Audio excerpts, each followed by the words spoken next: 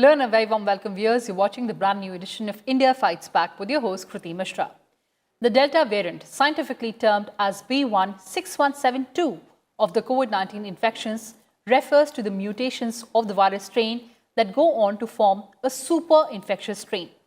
This variant contains mutations from two separate virus strains, namely E484Q and L452R. AIIMS Delhi has conducted a study on 63 people who got reinfections after vaccination, both full and partial. While no death has been reported among them, the study has found out that the Delta variant is predominant in the reinfection cases. Several studies are going on to understand the variants of the COVID-19 infection better. A recent study by the Cellular and Molecular Biology Hyderabad and Banaras Hindu University has revealed that the Delta variant was the reason for the rise in COVID-19 infections in Varanasi, and India's SARS-CoV-2 Genomic Consortia has also confirmed that the Delta variant was the factor behind the second wave, and it is more infectious than the variant first found in the UK. And for deeper insights on this, I'm joined by Dr. Raman R. Gangakhedkar, Member, National Task Force for COVID-19, and Dr. Sunil Raina, Professor and Head, Community Medicine, Dr. R.P. Government Medical College, Tanda in Himachal Pradesh. Welcome to Sunset TV, both of you. And Dr. Gangakhedkar, coming to you first, what sets the Delta variant apart from the other variants and what makes it so concerning, sir? What I would say is each variant has different properties. Some of them, perhaps these properties may vary in terms of the impact that it would have on how rapidly the virus can spread and what is its impact on virulence. Now, if you look at the major variants that have come as of now, you find that Delta variant is likely to impact the transmission efficiency, which essentially means of all the variants that we had so far, this one is more likely to transmit from one person to another. But does it have any impact on virulence or severity of the disease? We still don't have any evidence. Now, what has been observed can be considered as important, but at the same time, we must also remember that in order to qualify certain statements that we generally hear, we need to have further more robust data before we say anything conclusively on this particular variant. Though there are two different groups which have come out and said that this Delta variant is 40 to 60% higher in terms of transmission efficiency, and which is also compared with the variant that they found in UK, in Kent. That is a cause of concern to our mind, and we need to be careful because we don't want that another wave starts off where the spike of cases can be very rapid. So people should take note of this particular fact and continue to practice COVID appropriate behavior, and those who are eligible and can access vaccines should take it. All right, so the COVID appropriate behavior has to be followed at all times. But Dr. Raina, coming to you, take us through the key findings of the studies on Delta variant, whether in India or abroad. As Dr. Gangakhedkar rightly pointed out, there are a few groups who are already working on Delta variant or variants of similar nature. The two studies that you talked about, one was from the AIIMS group and second from the WHO group. And there are some studies which have come from England as well on the variants of similar type. Now, what we need to look at, as Dr. Gangakhedkar rightly pointed out, there are two things that he said. One was whether it is effectively transmissible, meaning thereby that it is able to communicate infection from one person to second very rapidly. Second is whether it is able to cause a severe form of disease. There are other two things that I would add to this. Whether this is the most popular virus that we have at this point in time circulating, so it's the most popular virus. And fourth is whether it is responsive to the vaccines that we have at this point in time. Now, if you look at what the UK study has said, UK study has said that if you are giving the AstraZeneca vaccine to the people who are supposedly infected by Delta virus. So it does offer some protection. First dose, single dose does offer some protection. And the protection goes on increasing once they give the second dose. Same has been said with regard to other vaccines that are being propagated across the world with regard to Delta variant, that they are effective, although the degree of effectiveness may vary from one to another. Now, with regard to AIIMS study has again said that the vaccine is effective, maybe to a limited level, but the severity of disease, the death that may happen because of this Delta variant in those who have been vaccinated is reduced. In fact, they said that no death happened in the 63 group. But as Dr. Gangaskar pointed out, the numbers are still small. The 63 is not a very large number. We have been in the pandemic for a long enough time to have more numbers to be included in a study, and 63 is a very small number for that. We need to realize that we are in a space where a pandemic is happening, and we have mounted vaccine as a tool to overcome the pandemic. And our experiences with vaccines in pandemics are very limited. We don't have very huge experience of how vaccines react in pandemics. So we need to continue with research, and research has to keep pace with the way the pandemic has been evolving. And it has to be on a larger scale, more robust designs, and which are geographically more diverse than the ones we are at this point in time looking at. And that will give us better idea of how exactly this Delta variant is impacting our lives. All right, you made a very important point that research has to keep pace with the way the virus is behaving. Dr. Raman Gangakhedkar, we don't know how the virus is going to behave. So what about the efficacy of vaccines on variations? Yeah, one has to remember the virus and human beings are constantly at loggerheads for their own survival. This has been happening for centuries across. But if you look at the final outcome, what the virus would like to have is lead a symbiotic relationship. I also don't die, neither the human being also dies, because with the death of human being, the virus is also going to die. So this virus, when it mutates, it's more likely to develop mutations that will add value to its transmission efficiency. No, so that it can spread from one person to another. But would it impact the severity worse way? Perhaps not. No, its final aim would be let the human host survive. I should be able to live in as many human hosts as possible, as the simple principle of survival of the fittest, as Darwin has said. Now, we are trying to stop them by providing vaccines.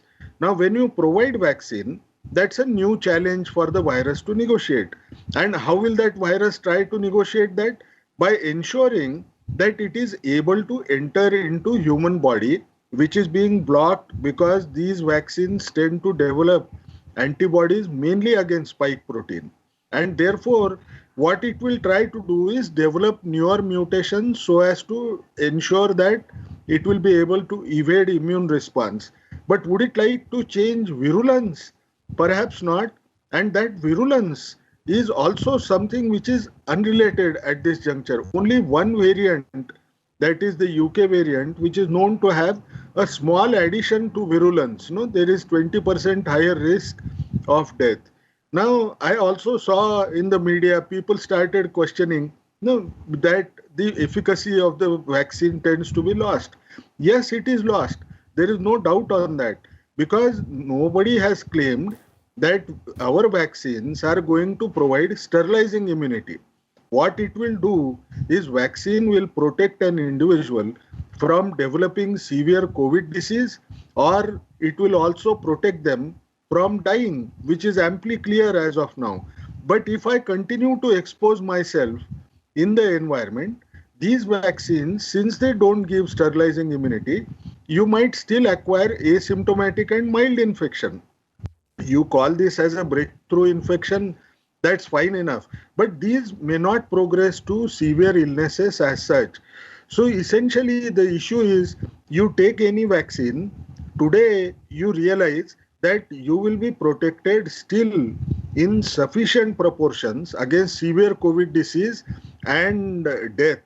But when it comes to losing efficacy, you will find against those variants, you might find the proportion of people who on exposure develop asymptomatic or mild illness will be perhaps higher depending on which mutant you are negotiating, and that's essentially what we are seeing there. All right, sir. That's a very important point again. But Dr. Raina, is there any data about which vaccine may work better against the Delta variant? Look, most of the vaccines that are in the market at this point in time have claimed varying degrees of efficacy against Delta variant. Now, whether they are in the Indian setup or whether they are in the Western setup, there are studies which have talked of Pfizer vaccine doing better than the AstraZeneca vaccine. But as I said, the data that is available at this point in time is very limited to actually draw conclusions as to which vaccine is going to do well. Now, we don't need to change the goalpost. We are changing goalposts in the sense that when we developed these vaccines, we were worried about the fact that these vaccines should be preventing death. We were worried about the mortality part of it. And at this point in time, all studies point to the same, that these vaccines are able to prevent mortality at a large level. They do save people from dying. Now, at the other point in time, what we are looking at is the effectiveness of transmission, whether they prevent transmission of infection to one person or another. The studies say that there is varying degrees of efficacy with regard to prevention of transmission. Are we really interested in that? If we are really interested in that at this point in time, then we will be thinking of which vaccine is better. But at this point in time, our primary concern is to prevent death. And for that, all the vaccines that are available in India are good enough. That's the takeaway point from this. All right, that is the biggest takeaway. But Dr. Raman Ganga-Khedkar, we're also talking about the booster shots now. So do you think after the vaccine, we need a booster shot for fighting against this Delta variant? This continues to be only a probability that we will have to have more evidence and then say forcefully that you really require another shot. Because we do not know, by provision of third shot, am I going to reduce the risk of acquiring asymptomatic and mild infection significantly? We have no clue. No, because it is the same vaccine, or else you might have then a newer vaccine dose that is based on the newer variant, which is a variant of concern to you, and perhaps it could be something like a variance of significance, where you use a newer variant to produce that. But we will have to still wait for that. I think what is most important for us to understand, you should not compare vaccines with respect to risk of getting infected if you are exposed. As long as all the vaccines are giving you almost a protection against death very well, there is no reason for us to say whether it is Covaxin which is superior or Covishield which is superior. As it is, both the vaccines, they have their own issues in terms of number of dosages that are available. In any case, selecting one vaccine for yourself may be a very difficult choice to make. You may have to wait for a long period of time. You should not compare these two vaccines at all, or for that matter, other vaccines at all, because none of these vaccines give you sterilizing immunity as of now. What is also important is, though you will get different estimates, even if you were to compare between Covishield and Covaxin, there are two facets which we don't understand. What proportion of people who are getting infection from Delta variant? We have no idea. We also don't know whether the study we will have to design it really well to try and see that there is equal representation for those who were receiving Covishield versus those who were receiving Covaxin. If in Delhi, the way the paper tended to come out, if majority of them received Covaxin, that is because Covaxin was available. And then you look at the point estimate, you will not find any significance in that statistically if you actually look at that. So essentially, we should not be scared of those findings. We should not compare vaccines. You take whichever vaccine is available to you, trust in one issue, that it's going to protect you from death, and please continue with COVID appropriate behavior so that even if a new variant comes, your mask will continue to protect you. Absolutely, sir. But sir, as you're saying that we shouldn't compare the vaccines. Dr. Raina, that point is well taken, but the world is also talking about cocktail of vaccines. What is your take on that? At this point in time, I would ask people to talk about this cocktail. You look at this way. If you are saying that your vaccine is 90% effective in preventing death, so that means you are reducing the chance of death by a factor of 10, and that is huge to look at. Now, most of these vaccines claim it around that. Some may be around 95, some may be around 89 to 90%. So most of these vaccines are effective against death. Using a cocktail will not be effective, because at this point in time, you are running this vaccination program in a program mode sort of a thing, wherein you are developing policies and which the policies are being followed by people. So as they said, if Covaxin is being offered to you in Delhi, you take Covaxin. Covishield is being offered to somebody in Mumbai or other parts of India, they take Covishield. So if you relax this and go for a cocktail of vaccines, this is going to put everything into pieces. You won't be able to follow it up, and you won't be able to actually gauge the influence of each of the vaccines, how exactly they are behaving and what exactly is happening to the pandemic. Keeping it under control and being able to see how exactly vaccines are being used in particular situations will be the key. Now, opening it up, making a cocktail of vaccines is going to kill it. That's how I see it at this point in time. Dr. Raman Ganga Khedkar, do you agree with him? Do you agree with Dr. Raina, sir? Yeah, I think there is furthermore that we need to think about. Now, in any case, we haven't done any interchangeability studies. If I give first dose of Covishield and second dose of Covaxin or vice versa, what is the impact on adverse events? What is the impact on efficacy per se? To my mind, theoretically, the efficacy will be always higher if you combine two different platforms together. But let's look at another implication.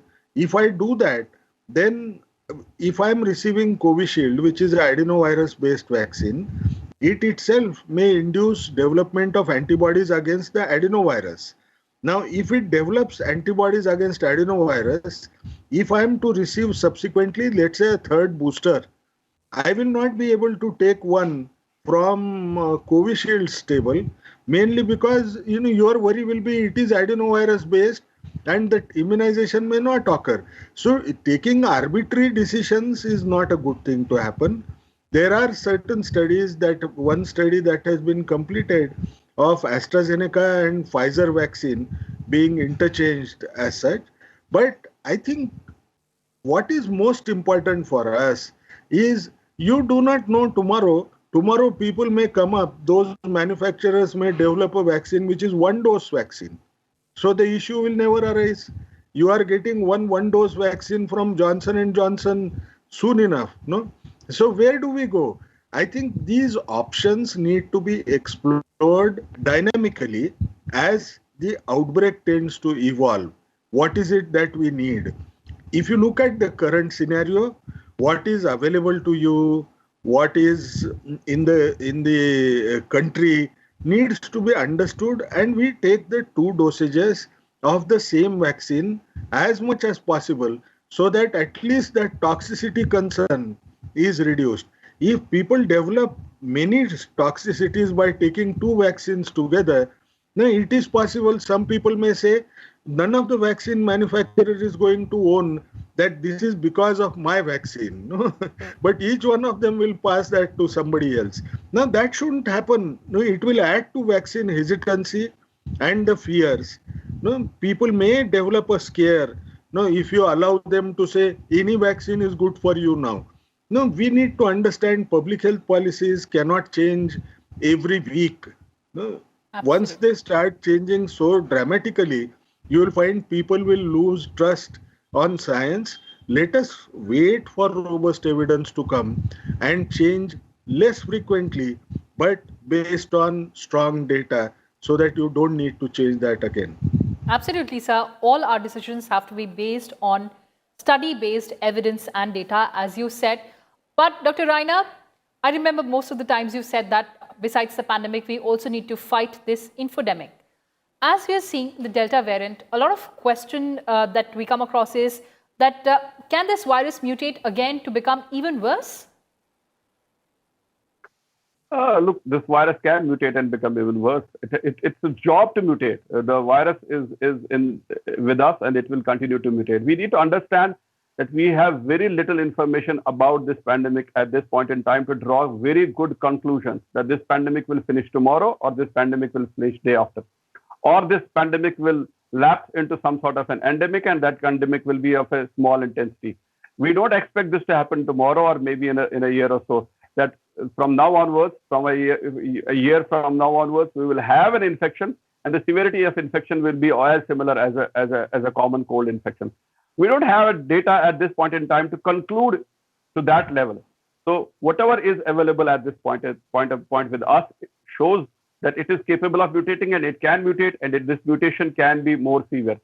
But the advantage with the virus is that the advantage that the virus wants to have with itself is its symbiotic relationship. It wants to stay with a human being, wants to stay in a symbiotic relationship wherein it survives and the human being survives. So it becomes much more, if it becomes much more dangerous, or if it becomes something which is able to kill more frequently, then its chances of survival itself get extinguished. So there is a chance that it will stay like that. The variations will be there. Variants will be of the same nature or slightly of a different nature than the Delta variant, may have slightly more killing power or slightly less killing power, may be more effectively transmissible than the one, may become popular or less popular. That may happen after a period of time. But we need to understand one basic thing, that in this world, there is the virus and there is the vaccine, and then there are human beings. They all three play an important role. The vaccines have to be used. The human beings have to take care of their COVID appropriate behavior to prevent infection, and the virus will play its own game. So we have to have our own strengths, use those, and then only we will be able to prevent infection in the future. All right, I just have last 60 seconds on the show. Dr. Raman Ganga Khedkar, your closing comments, sir. I think don't get into a mode where you think, can I choose this vaccine or that vaccine based on small studies? It would be prudent to first try and avoid a major concern of severe COVID disease or death. Take whatever is available, and don't forget COVID appropriate behaviors, which if you follow rigorously, the risk of acquiring infection, which in any case we have seen that the vaccine tends to fall short there, the risk is reduced by 85%. That's way high. So just take vaccines and also continue your COVID appropriate behavior. All right, so get yourself vaccinated and strictly follow COVID appropriate behavior. On that note, Dr. Raina, Dr. Raman Ganga Khedkar, thank you so much for joining us on this show. Well, viewers, that's all we had for you in this edition of India Fights Back. But before that, let me remind you once again to stay safe from the coronavirus pandemic. Remember to wear a face mask and wash your hands and face regularly, and ensure that you maintain physical distancing whenever you're stepping outside. Remember, these simple precautions are all it takes to defeat this pandemic. Take very good care and goodbye.